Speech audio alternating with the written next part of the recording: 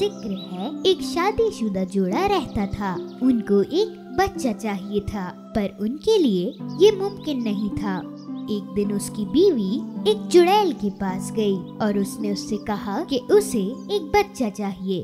उदास मत हो मेरी बेटी, जहाँ चाह वहाँ राह है। ये बीज ले जा और जाके अपने गमले में लगा दे और फिर तुम्हें कुछ अजीब सा होना महसूस हो जाएगा।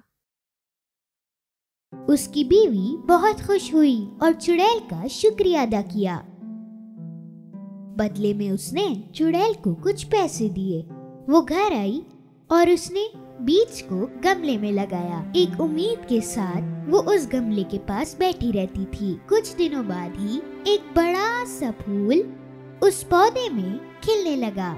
उसी वक्त बीवी ने अपने दिल में सोचा, कितना खूबसूरत फूल है ये, और वो उसके पास जाकर उसे चूमने लगी। जैसे ही फूल खुला, उसमें एक छोटी सी बच्ची बैठी हुई थी। हैरान होकर बीवी ने उस बच्ची को अपनी गोद में उठा लिया। कितनी छोटी बच्ची हो तुम। तुम्हारा नाम थम्बलीना होना चाहिए। औरत ने थम्बलीना का झूला अखरोट से, उसका बिस्तर एक पत्ते से और उसका कंबल गुलाब के फूल से बनाया। थम्बलीना बहुत खुशी खुशी से रहने लगी और वो बहुत जल्दी बड़ी हो गई। रात में वो अपने बेड पर सोती और दिन में वो टेबल पर खेलती और गाना गाती रहती। एक रात जब थम्बलीना अपने बेड पर सोई हुई थी, एक बदसूरत मेंढक खिड़की पर आकर बैठ गया।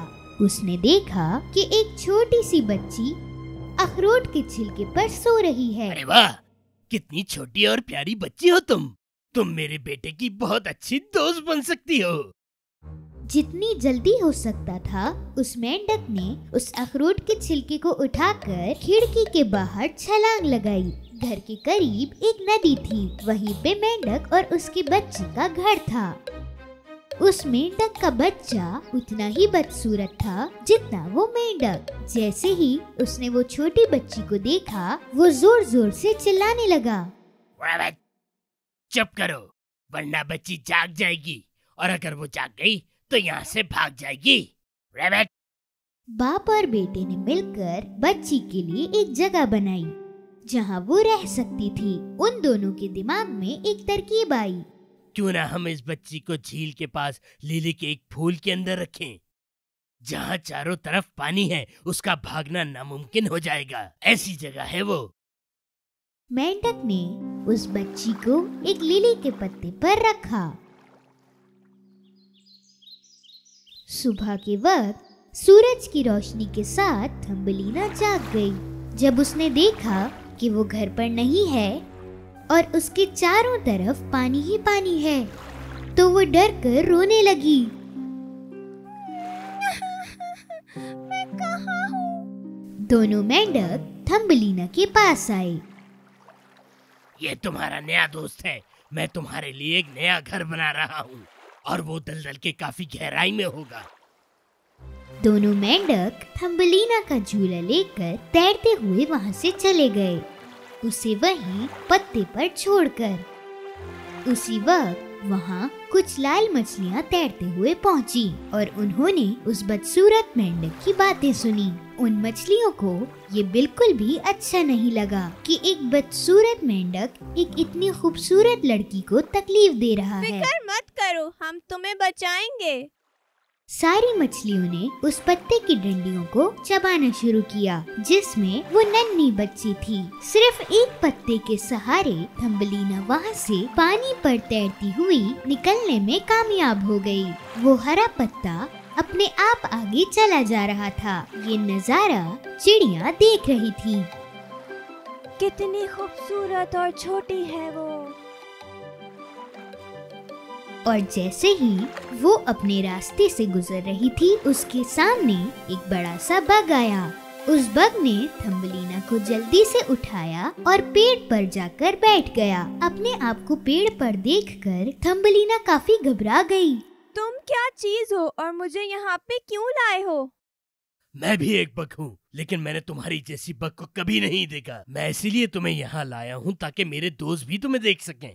कुछ देर बाद सारे बग के दोस्त जो उस पेड़ पर बैठे थे थम्बलीना को देखने पहुँचे।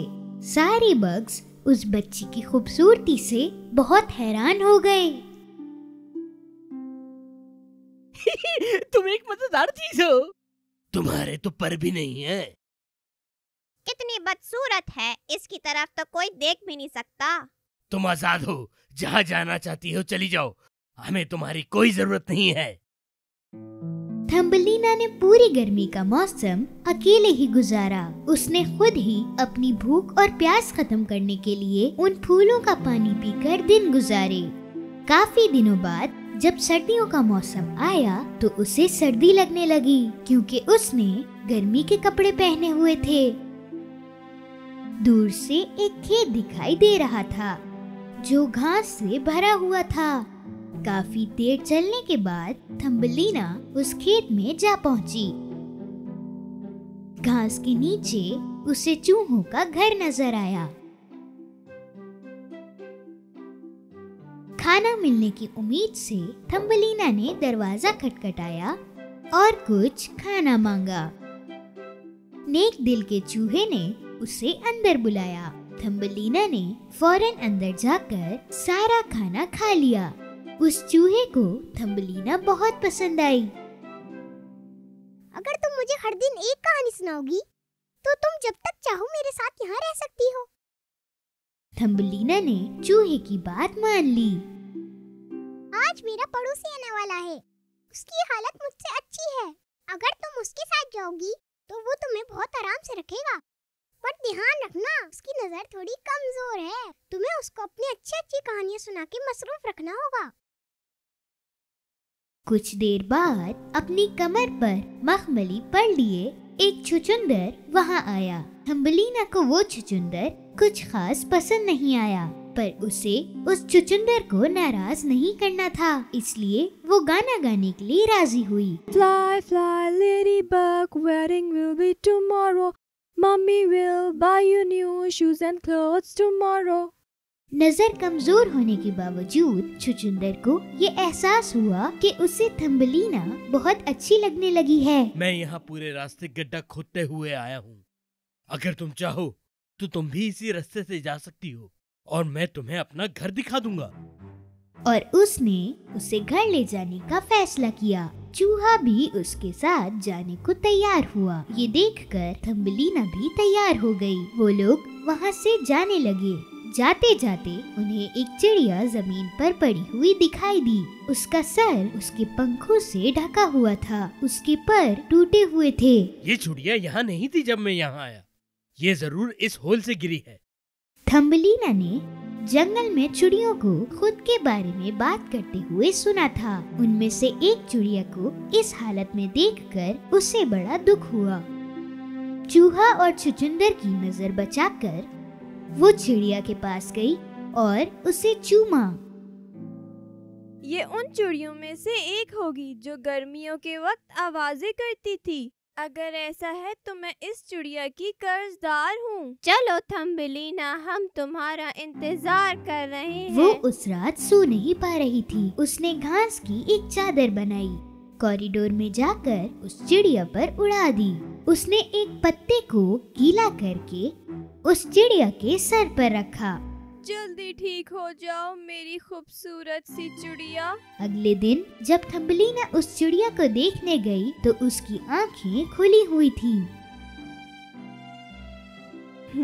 मैं तुम्हारा शुक्रिया अदा कैसे करूं? तुमने मेरा इतना ख्याल रखा है। अब मैं बहुत जल्दी ठीक हो जाऊंगी। मैं ठीक होते ही अपने दोस्तों के साथ वापस से उड़ना शुरू कर दूंगी। बाहर बहुत ठंड है, तुम्हें इस गर्म पेड़ पर आराम करना चाहिए। थम्बलीना ने उसे आराम करने की नसीहत देने के बाद उसके लिए एक पत्ते में उसके पीने के लिए पानी लाया और उस चिड़िया को पिलाया। और फिर उसने उस चिड़िया की कहानी सुनी कि कैसे वो झाड़ियों के बीच उड़ रही थी जब उसके पंख टूट गए। आखिरकार ठंड का मौसम चला गया और सूरज अपनी रोशनी से चारों तरफ गर्माहट फैलाने लगा। चिड़िया को पता चला कि अब उसे थम्बलीना को अलविदा कहना है। क्या तुम जंगलों में मेरे साथ आना चाहोगी? मैं तुम्हारे साथ आना चाहती हूँ, पर मेरे दोस्त चूहे को बुरा लगेगा। अगर ऐसा है तो फिर गुड बाय थम्बलीना, हम फिर किसी और दिन मिलेंगे। आंसू भरे नजरों से थम्बलीना उस चिड़िया को उड़ते हुए देख रही थी। गर्मियों को आते हुए देखकर थम्बलीना और भी सोच में पड़ गई। ठंड का मौसम आ गया है, मेरे साथ जमीन के नीचे रहने के लिए तैयार हो जाओ थम्बलीना। थम्बलीना उस जमीन के नीचे ठंड और अंधेरे में जाने से पहले एक आखिरी बार बाहर गई ताकि वो सूरज को देख सके। जैसे ही वो अंदर आने लगी, उसके सर के ऊपर एक चिड़िया की आवाज आई। उसने ऊपर देखा तो वो उसकी प्यारी चिड़िया थी जिसकी जान उसने बचाई थी। थम्बलीना ने चिड़िया को बताया कि छुचुंदर उससे जबरदस्ती शादी करना चाहता है और उसे जमीन के नीचे रहना पड़ेगा। सर्दियाँ आने वाली हैं और हम सब गर्म शहरों में जा रहे हैं। तुम हमारे साथ आ सकती हो। तुमने मेरी जान बचाई है थम्बलीना, और मैं तुम्हारा एहसान अदा करना चाहती हूँ। इस बार थम्बलीना ने चिड़िया की बात मान ली और थम्बलीना उस चिड़िया के साथ उड़कर चली गई। जंगलों, नदियाँ और बर्फ से ढके हुए पहाड़ों के ऊपर से। थोड़ी देर बाद वो दोनों गर्म शहरों में पहुंच गए, जो बहुत ही खूबसूरत था। सूरज की तेज किरणों से पूरा आसमान चमक रहा था। ये मेरा घर है। इन फूलों में से कोई भी एक खूबसूरत फूल अपने लिए उठा लो। बहुत खूबसूरत। चिड़िया ने थम्बलीना को उस फूल पर रखा। थम्बलीना उस खूबसूरत बाग में बहुत खुश थी। उस खूबसूरत फूल पर बैठकर और वो इधर उधर देखने लगी। उस फूल के अंदर एक छोटा सा बच्चा बैठा हुआ था जो शीशे की तरह चमक रहा था। ये बच्चा उस फूल का शहजादा था। वहाँ हर फूल का एक शहजादा था। वो एक उंगली जितना बड़ा था, जिसके चमकते हुए पर थे और सर पर एक खूबसूरत सा ताज था। उस शहजादे ने पहली बार इतनी खूबसूरत लड़की देखी थी जो उसी के कद की थी।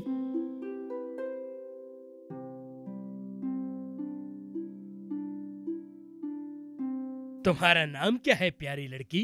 मेरा नाम थम्बलीना है। उस शहजादे ने अपना खूबसूरत ताज निकालकर थम्बलीना के सर पर रख दिया। अगर तुमने मुझसे शादी की तो तुम इन सारे फूलों की शहजादी बन जाओगी। इतनी तकलीफों में रहने के बाद इतनी खूबसूरत जगह पर होने की वजह से थम्बलीना ने खुशी खुशी उस शहजादे की बात मान ली। उस शहजादे ने थम्बलीना का हाथ पकड़ा और उसी वक्त थम्बलीना के कंधों के पीछे दो पर आ गए। थम्बलीना अब एक परी बन चुकी थी। वो दोनों खुशी से अपनी जिंदगी गुजारने लगे।